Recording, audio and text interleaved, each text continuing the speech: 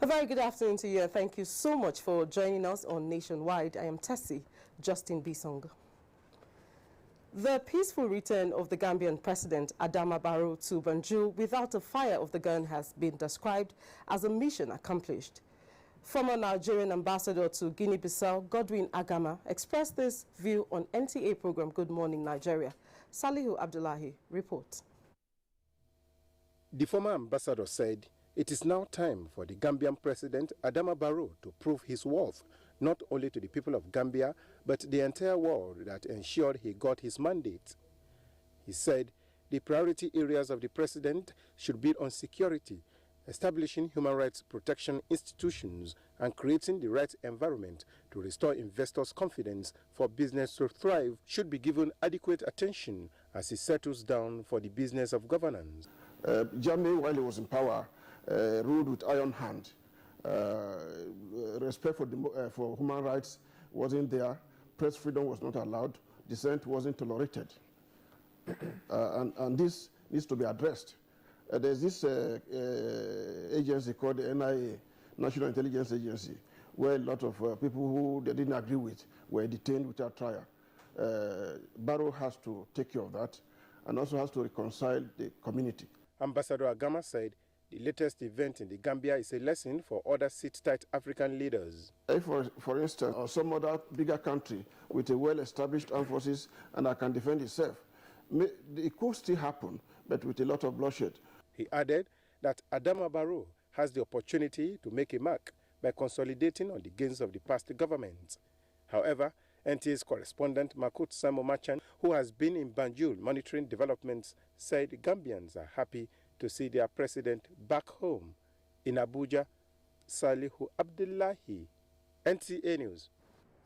And back home, Acting President Yemi Osinbajo says the federal government considers the micro, small and medium enterprises as the bedrock of the nation's economy and will therefore do its best to give the sector the necessary support for growth. He said this at the kickoff of the nationwide micro, small and medium enterprises clinic in Abia State. State House correspondent Jide Onifade on the entourage of the acting president now reports.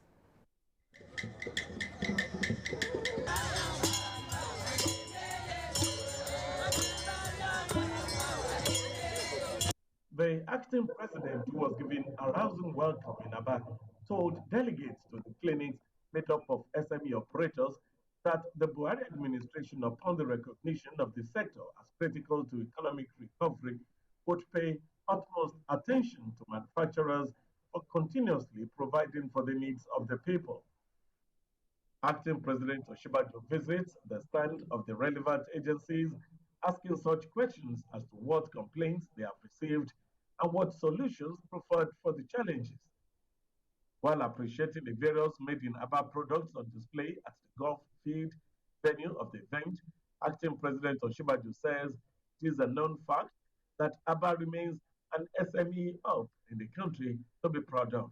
We want to encourage all of those who are in manufacturing and industry that we want to be very hands-on on this. We want to go with you, whatever it takes to be able to get you to do your business well and to become major competitors worldwide.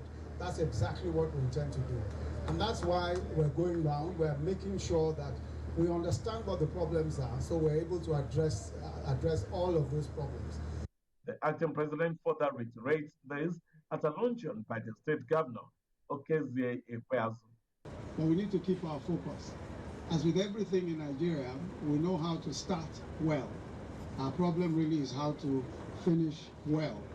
But I want to say that by the grace of God, we will do this well and we'll finish it well. On our part as government, we are going to do everything to see that we speak to these individuals and those that could not make it to this event today, one after another, and attend to their needs. That is why. Because when you have the quality inbuilt in your product, you will have the share of the market. We must be very happy, and we must thank the government of the Abia State government, and we must thank the office of the Vice President for thinking very deep in providing this platform for the macro businesses to shine. Umteke needs help, and the help is right here at his doorstep. From Aba to the Onifade, NTA News. The Minister of State of Industry, Trade and Investment, Aisha Abubakar, says the Presidential Committee on Ease of Doing Business is working assiduously to improve the business environment in Nigeria.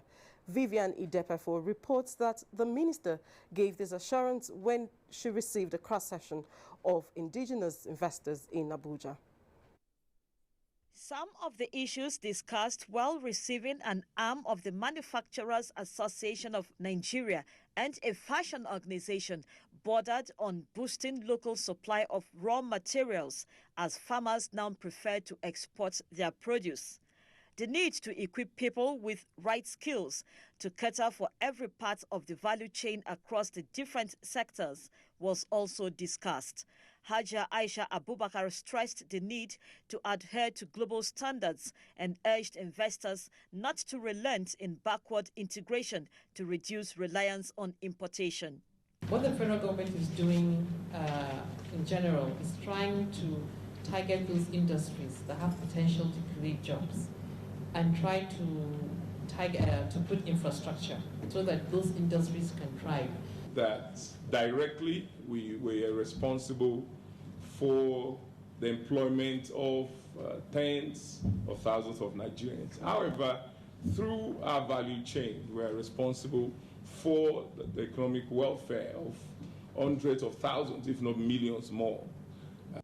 One of the local investors, the Beer Sectoral Group of the Manufacturers Association of Nigeria, currently boasts of an investment profile of over 478 billion naira.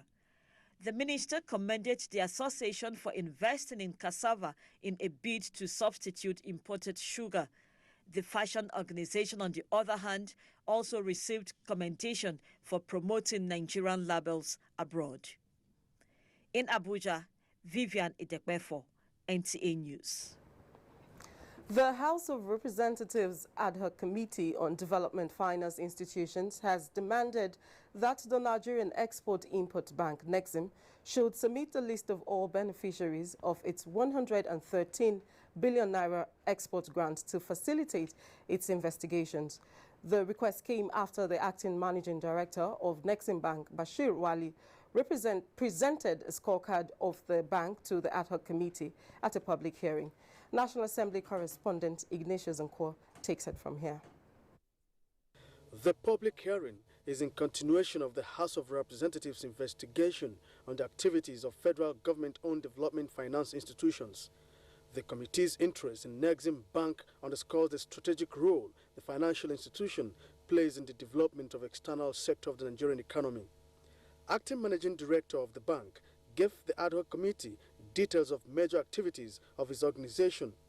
Disbursement, the bank has disbursed about 113 billion in support of the oil export sector, thereby facilitating the creation and sustenance of over 65,772 direct jobs.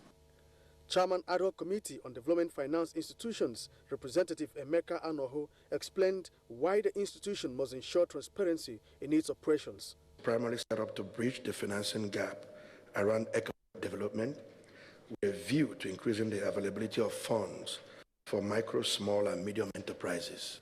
The bank is to appear again before the ad hoc committee at a later date when the documents requested must have been made available. From the National Assembly, Ignatius Nkwo, NTA News. And a quick shift from legislative matters. Procurement in the budgetary process remains a nagging source of concern to government, especially as it seeks to curb wastages, block loopholes and reduce leakages in the wake of reduced resources. Leah Katung Babatunde in this report examines the role of the Bureau of Public Reforms in tasking government chief executives on accountability in relation to the reforms they drive.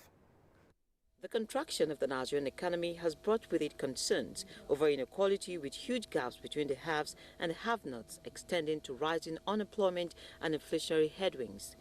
Part of the efforts by government to address the problems resulting from over-bloated expenditure is driven through budgeting reforms.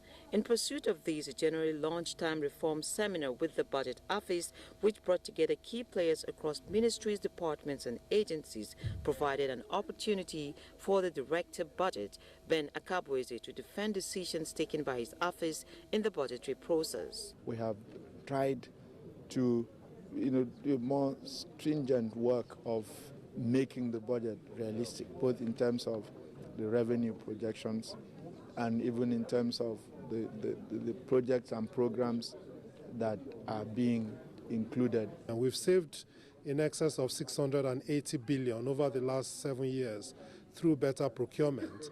We still have corruption, and it's a bit difficult to perpetrate corruption without procurement.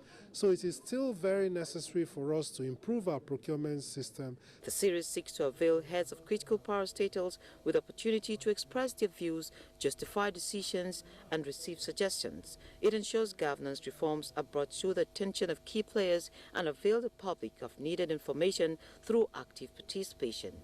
In Abuja, Lekating Babatunde, NTA News. Federal government says the deployment of automation system at the ports is a move to check corruption with a view to significantly reduce cost for port users. Minister of Transportation Chibuike Amechi said this at a meeting with stakeholders in Abuja. Oyinaya Kaloka completes this report. Representing the Minister of Transportation, Chibuike Amechi, Executive Secretary, Shippers Council Hassan Bello said the automation system will make the ports efficient and comparable to international standard. This will make the ports modern, efficient, and once you have transparency in port operations, then you've seen the leakages are disappearing. At a meeting with members of the National Freight Haulers Association, the need for both parties to synergize on the way forward was stressed. There is little regulation, in inland transportation of our cargo. So it's important you apply these regulations, international regulations, ECOWAS protocol, and I think the effort has just started now. We are in a recession. This is the rightful time to come together, form a synergy, and pull us out. The association called for the introduction of accident control units to assist relevant agencies to enforce discipline and security at the transport sector. Oyinaya Kalu Oka, NTA News.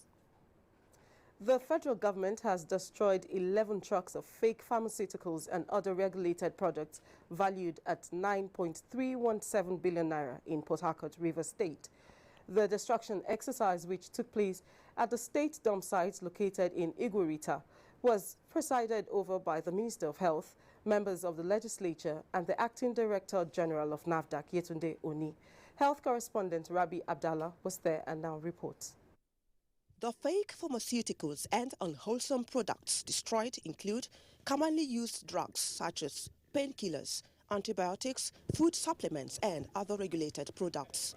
You are looking at drugs that pregnant women take when they've delivered, and you are looking at other things there for diarrhea. One of them I try to look at has a concentration that is 3 times the normal concentration. Do not go out to buy products without a prescription. Because if you go out to buy it, you might buy one of these. You might think you are doing yourself good, but it is harm. I think all of us must join hands. We are not looking at how much it costs, those who brought it or those who manufactured them, but we are bothered, careful to ensure that Nigerians are safe. The seizure of the destroyed harmful products was attributed to adequate surveillance and effective partnership between NAFDAC and the Nigerian Customs Service. The agency has taken a proactive approach towards fighting this menace. Local pharmaceutical companies are being encouraged by NAFDAC to work towards attaining WHO pre-qualification. Faking and counterfeiting of medicines is considered one of the greatest crimes against humanity because of its harmful effects on the health of humans. From the dump site, the health minister proceeded to the University of Port Harcourt Teaching Hospital, where he held an interactive session with the management of the hospital on the challenges it is facing and how to run it more effectively. Rabi Abdullah, NTA News. We now join our Lagos Network Center as Lagos State Government puts smiles on its citizens through an empowerment program. Ademola is standing by for these and other stories. It's over to you, Ademola. Thank you, Tessie. Good afternoon and warm welcome to Lagos. For small and medium enterprises to have a better understanding on the role of productivity improvement in furthering business growth, the National Productivity Center, in partnership with the Ministry of Economic Trade and Industry of Japan, organized a one-day seminar in Lagos. The aim is to acquire knowledge on various skills for productivity improvement. Ken Egbeluhe completes the story. The issue of productivity and its growth is very important to any economy. This is because productivity is a major determinant of a well-being, overall quality of life, and its competitiveness. The seminar, therefore, is the end product of the Japanese Productivity Center project on technical cooperation for sub-Saharan Africa, which commenced in June 2016. The partnership is geared towards providing individual member countries with increased productivity at company level. It is also applying tools to increase productivity by focusing on themes such as lean management system, green productivity, 5S, and Kaizen. The Director General, National Productivity Center, says companies in the country now embrace the consciousness. We could see testimonies from those various companies how the applications of these basic productivity techniques have really improved their efficiency, has improved on their effectiveness, has improved on their revenue, and even improved on the general overall productivity of their workers. What we believe is a little change, but continuous. Continuous change is the most important thing.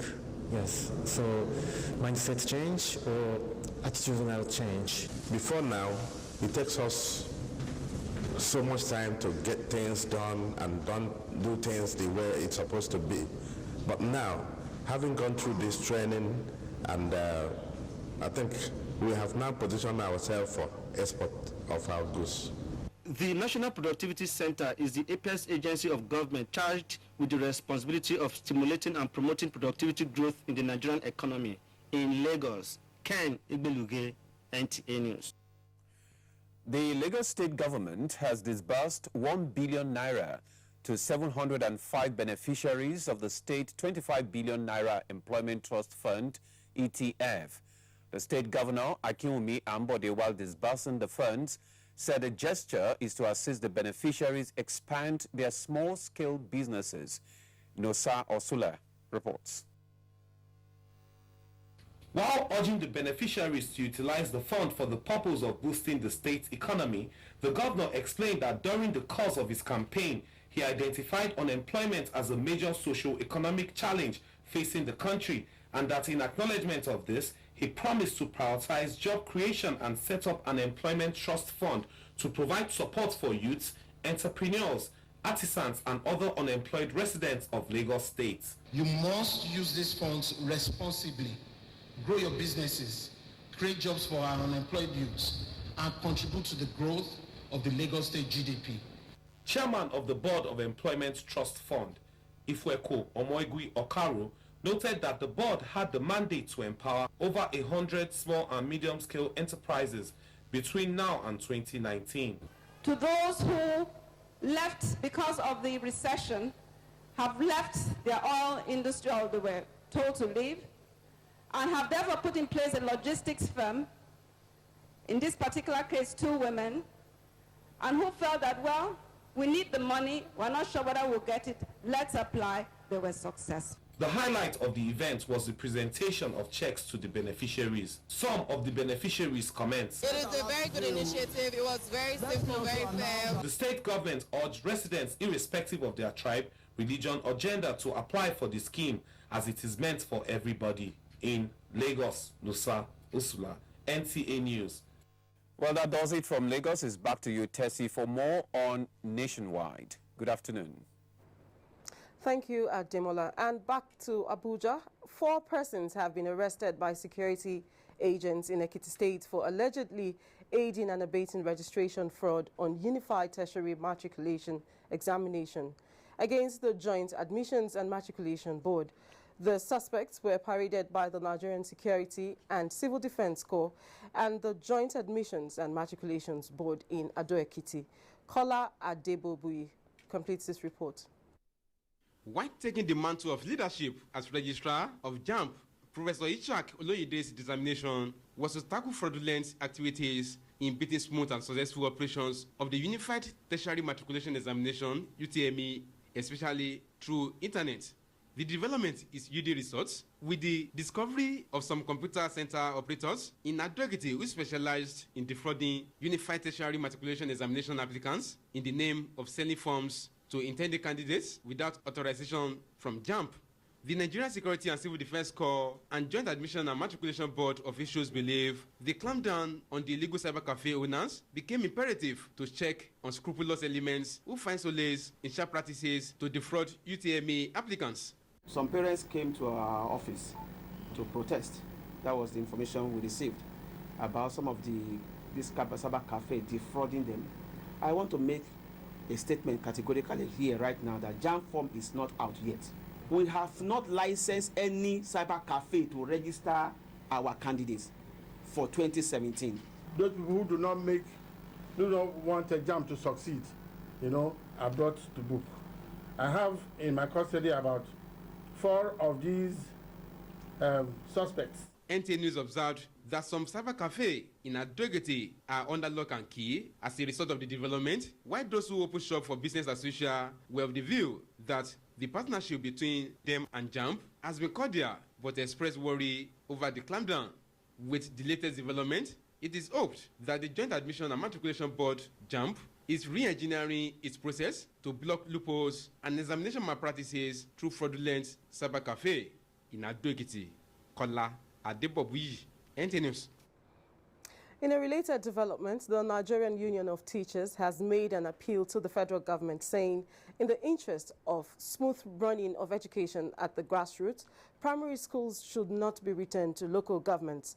National President of the Union, Michael Adukoya, made the appeal at the Union's 2017 Solemn Assembly. Abdullahi Musa Silija has details.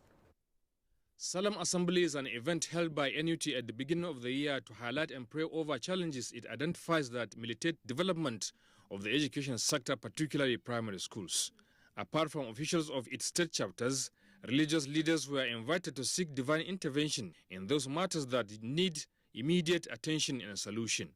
The educationist said the immediate challenges include what they allege as attempt to return management of primary schools to local government areas, decayed infrastructures, and irregularities in payment of teachers' salaries. Salaries of teachers, many states are owing. I pray this year, 2017, is made a strike-free year because it is not our intention, it is not our happiness for our members to be off the classroom. An injury caused by a strike for 1 hour, I pray when it is restored. So I want our government to rise up to the... Leaders of the 2 major religions in the country took turn to pray for the teachers in the country. In Abuja, Abdullahi Musa Silija, NTA News. You're still on to NTA Nationwide. Fadama farmers in Sokoto appeal for support. These and more as we join Asmao in our Sokoto studio. Good to see you, Asmao. Good afternoon and welcome to Sokoto. The fight against cattle rustlers and kidnappers in Sokoto State appears to be recording success. Dalhata Abdullahi reports that 27 armed bandits have surrendered in Isa local government.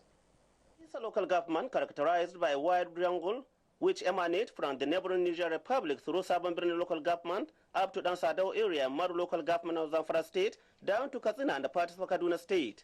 Armed banditry, cattle rustling, kidnapping, and robbery have for years been a common phenomenon along that axis and had been a source of concern not only to the communities along the area but to government and the security operatives. However, a respite is in sight for the surrounding communities with the recent surrender of 27 bandits in East local government area of Sokoto State. The spokesperson of the repentants, Abdullahi Usman, referred to as Rua Meirafi, said their decision to repent and surrender is to give peace a chance in the area. East local government council chairman, retired Colonel Garba Moi, who chaired the peace and the negotiation meeting with the bandits alongside security operatives in the area, described the development as wonderful and urged the repentants to convince all their members to join the move in the interest of peace and progress of the area. Efforts to get the State Police Command to comment on the issue proved abortive. In Sokoto, Dalata Abdullahi, NTA News. Sokoto State Governor Amin Waziri Tambol has called on the Batch B Corps members posted to the state to use their areas of specialization in addressing challenges facing the country. Sheikh Muhammad Detti reports that the governor made the call at the swearing-in of new corps members at Wamoko Permanent Orientation Camp. The report. Presented by the head of service Sokoto State, Dr. Bahari Bello Kore, Governor Amin Waziri Tambol charged the corps members to dedicate themselves to the service of their fatherland. While felicitating with them for their mobilization to come, the governor reminded them of the need to respect the culture and norms of the community they serve.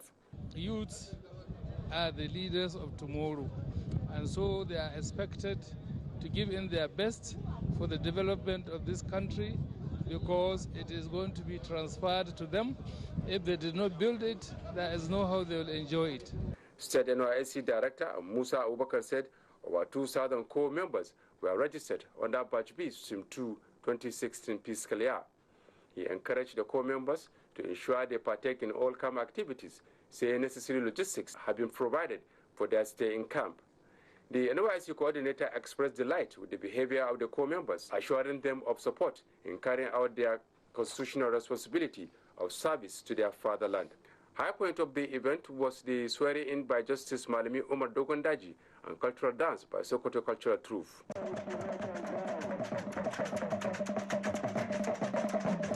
In Sokoto, Show Muhammad Detti, NTA News. Dry season farmers in Sokoto State have called for practical solutions to challenges facing irrigation farming in the state in order to have a bumper harvest. Muhammad Nasir visited some Fadama sites and has the details. Dry season farmers in many parts of Sokoto State have massively engaged in producing rice, wheat, onion, garlic, pepper, and potatoes. However, despite government commitment to provide the farmers with conducive atmosphere, some of them deprived of some challenges, causing threats to their farming activities. These include inadequate funds, lack of modern machineries, breakage of irrigation facilities, and call for urgent action. Our major problem is insufficient water to our crops. The river we are using to water our crops is about to dry up. We need government to intervene. The Sokoto State government, in response to this, say it has made adequate provision for farmers to enhance their production. Program Manager Sokoto Agricultural Development Project Abubakar Malemi said government has procured 3,000 water pumping machines and distributed free to farmers, in addition to provision of fertilizer at subsidized rates. The state government is ever willing to assist them at all costs. Efforts are also on by the government to repair Wurun irrigation scheme with over 23,000 hectares of land. In Sokoto, Muhammad Nasir, NTA News. And that's our package from Sokoto. Is back to Tessie in Abuja for more on Nationwide. Thank you, Asmao.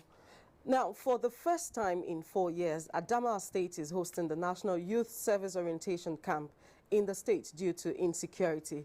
Governor Muhammad Umar Jibrila, who declared the camp open, assured of provision of adequate security. Rayanu Bala takes it from here. The 1,850 corps members are undergoing their 3 weeks orientation camp at the Adamawa State Polytechnic Yola, with necessary facilities provided. Governor Muhammad Umar Jibrila, who declared the orientation camp open, said the state is now peaceful and calm, assuring corps members of provision of security and their well-being. He urged them to take advantage of the opportunities that abound in the state and enhance their capacity for the development of the nation. The Adamawa people, they are very hospitable people. Very, very hospitable. You will find here just like home. And I am sure by the time you finish your service, more than half of you will not even like to leave Adamawa State, because we had this experience before. The NYC coordinator Adamawa State, Muhammad Abubakar, said the core members will be exposed to various training to prepare them in the task of nation building. The oath of allegiance was administered on the core members by the Chief Judge Adamawa State, Justice Ishaya Banu, signaling the full commencement of the orientation camp.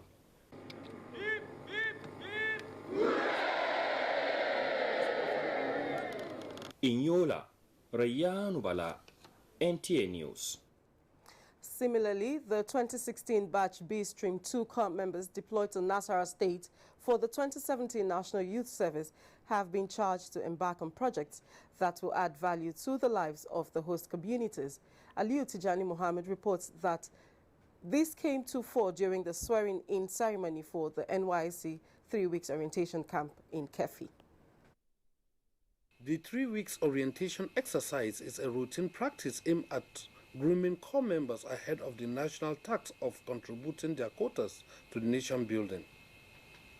While declaring the orientation camp open, the representative of the state governor and state commissioner of sport and youth development, Isia Galadima, congratulated the youth core members for scaling through the hurdles of their academic environment and urged them to feel free to interact with their host communities while assuring them of government protection, safety and support at all times.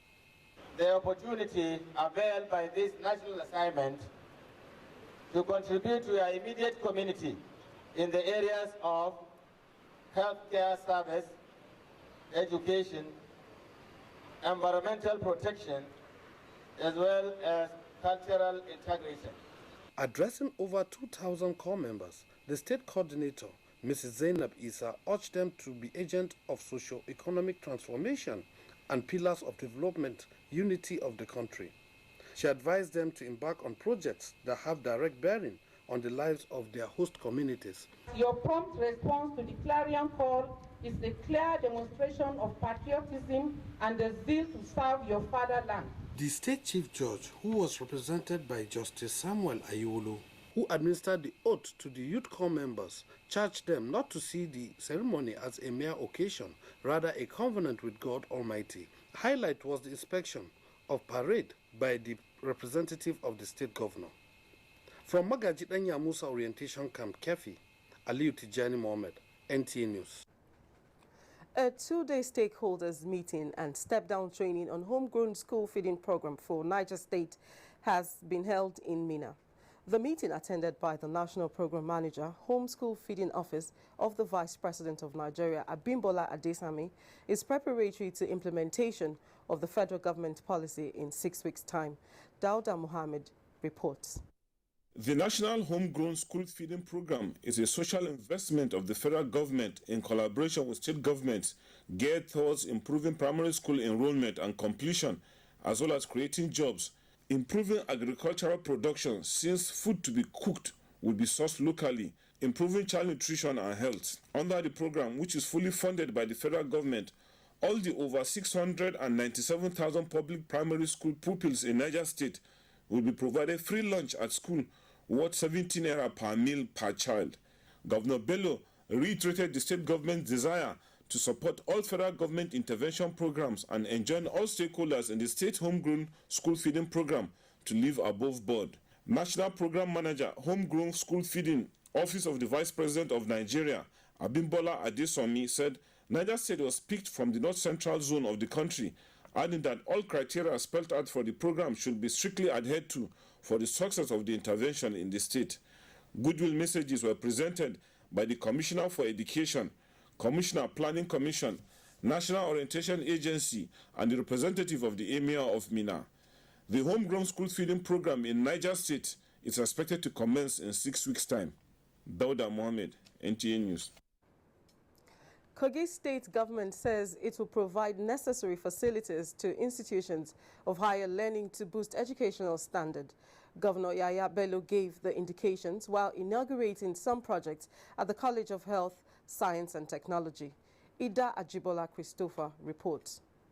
College of Health, Science and Technology, IDA, was established in 1976 to train healthcare delivery personnel.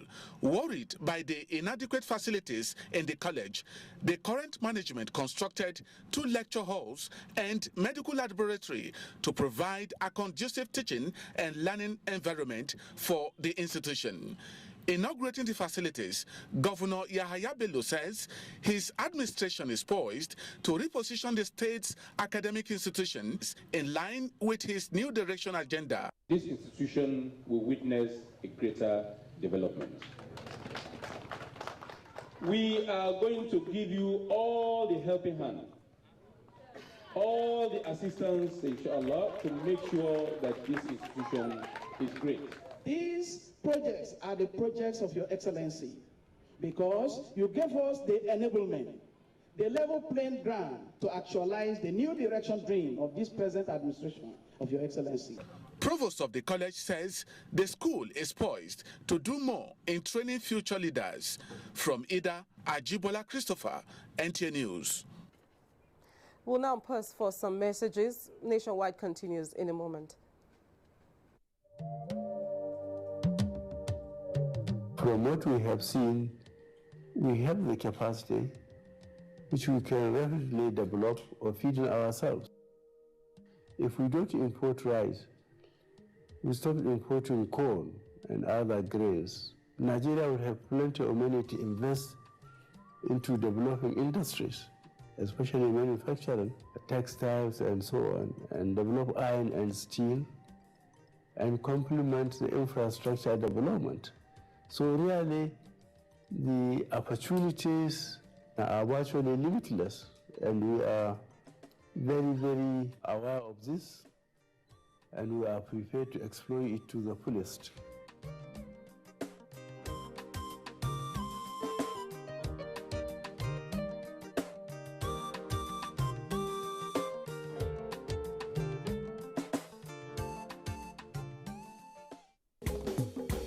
Welcome to Olani's Joint, the best Ikwabi joint in the east of Niger. Stop grilling me, man. Word on the street is the food here is dumb good. And me being mad hungry, I just came here to get some grub so I could wolf it down. Know what I mean? Once again, I was not understanding anything you were stuck. This week on your award-winning comedy series, Professor John Bull, starring Kanayo Okanayo, Mercy Johnson, Queen Wokoye, Yomi Fash Lanso, Stephen Odingbe. He get to one mad man where I don't drink and swallow only open my super bypass. What? That's the man. That night guy did this. Yeah? The thief of soup. That's a small boy. Now you are not Peter. Professor John Bull, this Tuesday and Friday, 8:30 to 9 p.m. on NTA Network, International, and Star Time. You will pay Ufoma for her soup and for the trauma. No, but only soup. You're telling me saying don't collect them for your hand. You're not telling me saying don't collect your trouser. Over and out. Welcome to the new speed of life. Do you crave class? Do you have taste? And do you care about comforts? If you do, then for your next event, a stay away from home, a business trip, or a holiday, visit Jade's Hotel at 24 Undola Crescent, Wuse Zone 5, Abuja. Check out our world-class services, exquisite suites, restaurant and bar, gymnasium, spa and grills, and our outdoor catering services and cuisines. At Jade's, it can only be better. For bookings and reservations, visit us today at 24 Undola Crescent, Wuse Zone 5, Abuja, or visit www.jadeshotels.com. Our email address is info@jadeshotels.com. You can also call us on 09291-9321 or 0810-909-7956. Jade's Hotels. Welcome to life. NTA Television College JOS offers a variety of well-developed curriculum, namely Bachelor of Science degree in Mass Communication, Television Production, and Bachelor of Science degree in Mass Communication, Television Journalism. We also offer diploma certificates in Film and Television Production, Broadcast Journalism, and Television Engineering. NTA Television College JOS offers a range of short proficiency courses such as Computer Graphics and Animation, Principles and Practice of Marketing, English grammar and pronunciation for broadcasters, specialized reporting, intermediate television presentation technique, and many more. For further inquiries, contact the academic office, NTA Television College, Rayfield Jos. Call us on 080-6980-9807 or 070-366-07155 or email us on ntacollege@gmail.com. NTA Television College Jos. Training you to be the best you want to be. For over 25 years, I have been privileged to anchor various programs on television. But the news program that I find most exciting and challenging is The Weekend File. This is largely because of its philosophy of engaging all classes of people, the artisans, politicians, technocrats, captains of industry, and professional analysts on issues that touch all aspects of life and living. In the conversations that follow, you find complexities, different views, ideologies, thought patterns, and individual beliefs. It's quite engaging. We do this Saturdays on NTA Network Service at 9 p.m. It's Weekend File, but you call it Weekend Companion, and it's all about nation building. Join me, Kirian Umayo, and production crew every Saturday for this weekend treat, and I can tell you that it is unmissable. Make it a day. Welcome back. You can watch this news live online via the NTA mobile app, which you can download on your Android device at the Google Play Store or at the Apple Store if you use devices with iOS. All is now set for the by-election into the Esako Federal Constituency in Edo State tomorrow. Let's join Agatha in our Bini Network Center for these and other reports from that zone. Hello, Agatha. Good evening and many thanks for joining us in Benin.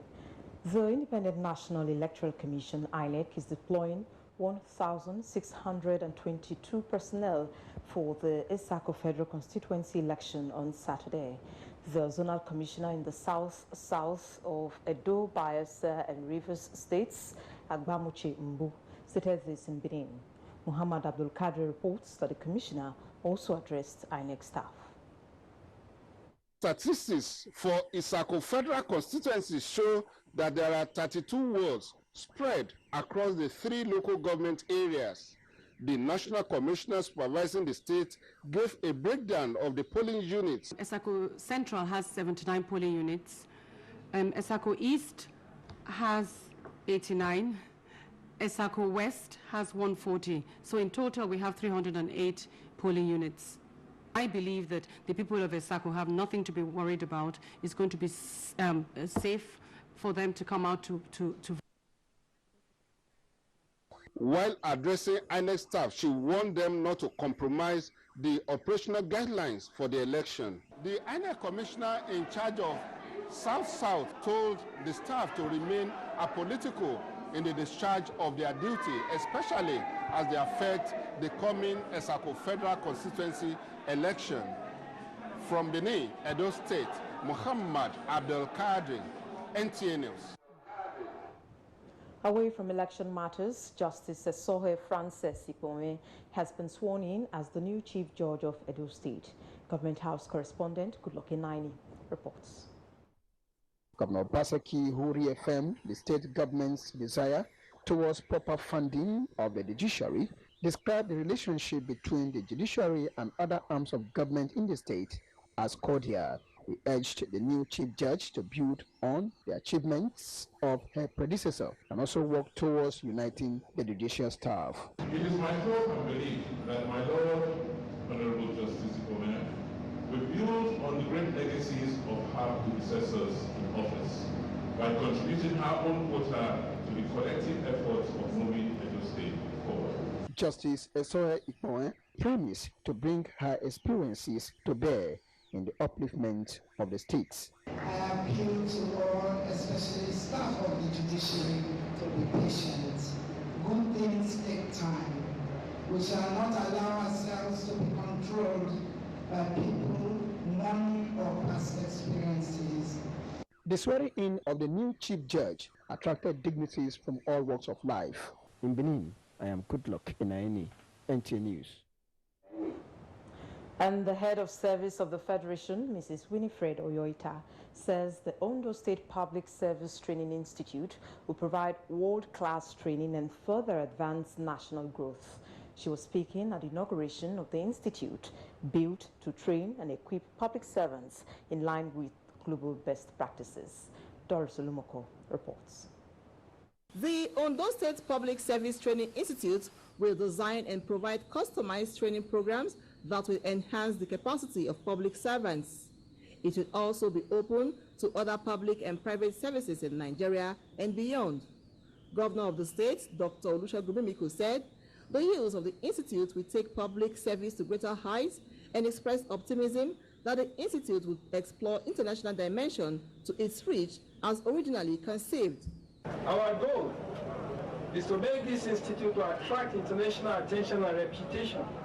The head of the Civil Service of the Federation, Mrs. Winifred Oyoita, who was represented by Dr. Innocent Ubonaya, the permanent secretary in the office of the head of service, said the Federal Civil Service has institutions for development of manpower and HPSTI to build synergy with them. The World Class Training Institute has further advanced to offer proficiency programs, postgraduate courses, e-learning programs, as well as hosts a national/international conference center. Other speakers at the occasion lauded the project, adding that Dr. Mimiko is ending his administration very well. In Akure, Doris Olumoko, NTA News.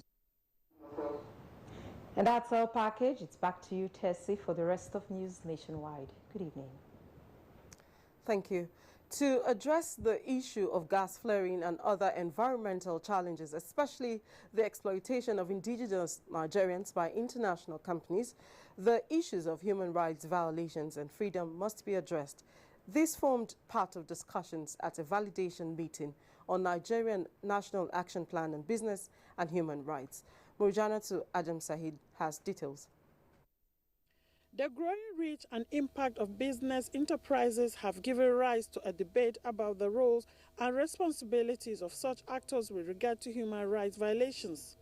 This meeting is to assess the activities of multinational corporations and other businesses that adversely affect the livelihood and human rights in various ways. Businesses, including formal and informal businesses, that is, whether multinational corporations or those who do street trading, whether hawkers, and all those who are in business, do business in a way and manner that does not violate the rights of Nigerians. Look at that document and see how can these three pillars to protect human rights, respect human rights by businesses, and also for there to be remedies and accountability for violations of human rights. The protection and promotion of international human rights standards have traditionally been the responsibility of governments. Other speakers at the meeting commended the Nigerian government for commitment to the United Nations Environmental Program report on Ogoni land in Rivers State, for which the federal government of Nigeria has commenced to clean up. In Abuja, Murjanatu Adam Said, NTA News. Moving ahead, in its drive to attain the United Nations mandate of reducing crashes by 15% and fatality by 25%, the Federal Road Safety Corps has embarked on a sensitization for commercial vehicle drivers on the need to cut down the speed limit. Aliu Tuku completes this report. As speed has been identified as the major cause of accidents in the country, the Federal Road Safety Corps introduced the speed limit device in order to cut down speed. Starting with commercial vehicles come 1st of February 2017, the Corps has been engaging various stakeholders since 2015. This time the train heads to Zuba Motor Park to sensitize drivers on the need to install the device so as to save lives. You track, you will locate your vehicle. Apart from stating the advantages of the device, drivers were also shown the device and how it works, which they commend the Corps for the initiative, but also complained that the price is on the high side.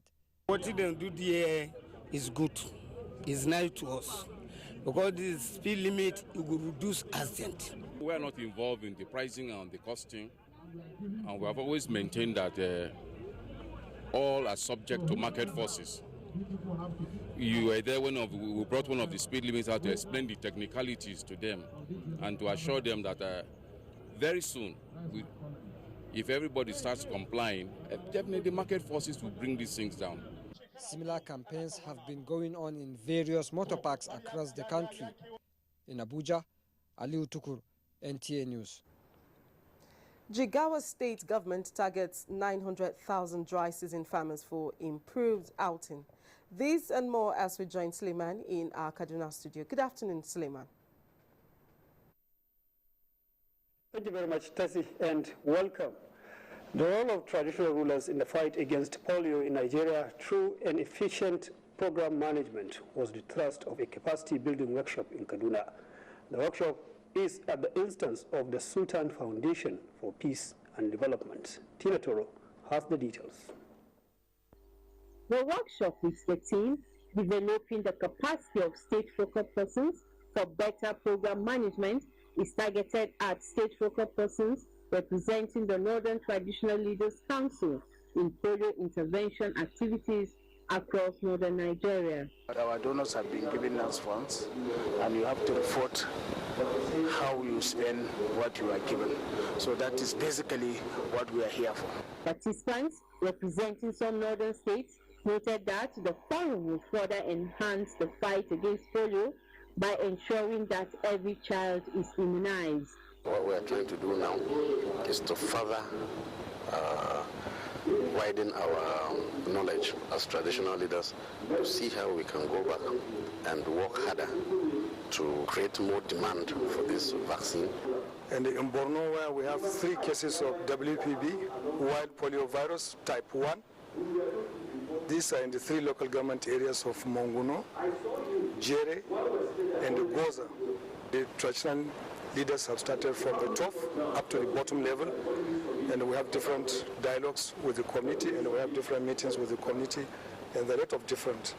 Resource persons are of the view that a proper program management and reporting system, as well as financial management of grants received, will boost the confidence of donor agencies and open doors for more interventions. In Kaduna, Tina Turu, NTA News. And more than 180,000 farmers in Jigawa State are targeted for the dry season farming this year under the Growth Enhancement Scheme of the federal government. State Director, Agricultural Transformation Agenda, Ahmed Labaran Adamu, made this known while flagging off the 2016-2017 dry season Growth Enhancement Program held in Kiawa local government area of Jigawa State. Habib Hussain has the details. The Growth Enhancement Scheme was introduced by the federal government in 2012 to provide agricultural support directly to small-scale farmers with a view to achieving self-sufficiency, wealth creation, and enhanced agricultural productivity. Rice, wheat, and maize farmers registered for the scheme in Jigawa, who also receives alert on their mobile phones, are said to benefit from various packages at subsidized rates. State Director, Agricultural Transformation Agenda, Ahmed Labaran Adamu, reaffirmed federal government's commitment to transform agriculture.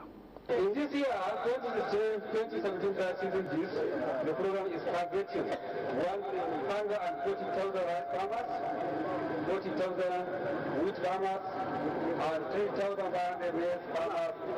Flagging of the 2016-2017 dry season famine under the Growth Enhancement Scheme, State Commissioner of Agriculture Alhaji Kabir Ali advised farmers to use the opportunity to boost agricultural production. The only challenges we were facing is that the quality of the seeds at times is not very appreciable. But we have taken measures to really identify those seed suppliers that not supplying a very good seeds, and we will sanction them appropriately. The beneficiaries commended federal government for the initiative and pleased to use the item judiciously to boost agricultural production.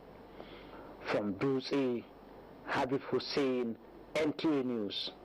Authorities of Umaru Musa Yar'Adua University, Katsina, have denied discrimination against any religious association.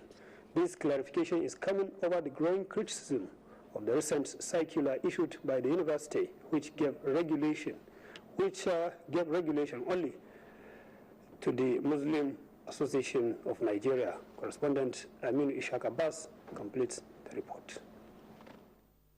Umar Musa University Kaduna has come under serious attacks for issuing a controversial circular aimed at regulating the activities of clubs and associations in the institution. This prompted the Vice Chancellor of the University, Professor Idris Isa Funtua, to address a news conference to correct the wrong impression. He said Umar Musa University, like any other tertiary institution in the country, is conscious of the diversity of the nation and is operating within the ambit of the law.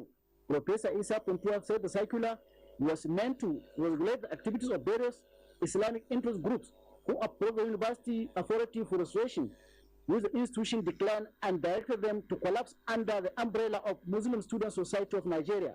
We are a university and we uphold the values. This university has set up a very clear objective. The Vice Chancellor urged Nigerians to disregard claims from some vested groups and individuals whose intention is to project the university in bad light. In Katsina, Amin Ishagabas, NT News. And with that report, is back to you, Tessie, for more on the nationwide. Good afternoon. Thank you, Suleiman. And for news around the globe, here is Ogechi Paul with Global Tidbits. Islamic militant group Al-Shabaab fighters have launched an attack on a Kenyan military base in southern Somalia. The Al-Qaeda-linked group says it killed over 50 soldiers and seized military vehicles and weapons. Kenyan military spokesman, however, said the attack was repelled with scores of casualties in the sight of the insurgents. Meanwhile, British Prime Minister Theresa May is to hold talks face-to-face with U.S. President Donald Trump on NATO's future, as well as how to encompass Brexit, trade and security. The duo will spend an hour together in the first visit by a foreign leader to the White House. Mrs. May told U.S. Republicans that the UK and the U.S. would not return to what she described as failed military intervention to remake the world in their own image. That's Global Tidbit, Ogechi Paul, NTA News. And sports updates with Ayodeji Makinde. Executive Secretary of the National Lottery Trust Fund, Habu Gumel, has called for intensified efforts at the discovery and grooming of sporting talents at the grassroots for Nigeria's future glory. Gumel made the call in both Rivers and Akwa Ibom states, where the fund donated varieties of sports equipment to over 50 public primary schools, in line with the presidential directive on catching them young. That this administration led by President Muhammadu Buhari is strongly passionate and committed to advancing, uplifting, and promoting grassroots sport development in the country. Teranga Lions of Senegal will play their 9th Africa Cup of Nations quarter-final game in 14 appearances in the competition, when they file out against the depleted but disciplined Indomitable Lions of Cameroon Saturday in Franceville, Gabon. Also on Saturday, Carthage Eagles of Tunisia take on Burkina Faso's Stallions, who are arguably seen as the weakest team remaining in the competition. And in tennis, world number 9, Rafael Nadal eased into his 4th Australian Open final and a 21st Grand Slam final after a hard-fought 6-3, 5-7, 7-6, 6-7, 6-4 defeat of Bulgaria's Grigor Dimitrov in a 5-hour thriller in Melbourne on Friday. The 30-year-old Spaniard will now face Roger Federer in Sunday's epic final.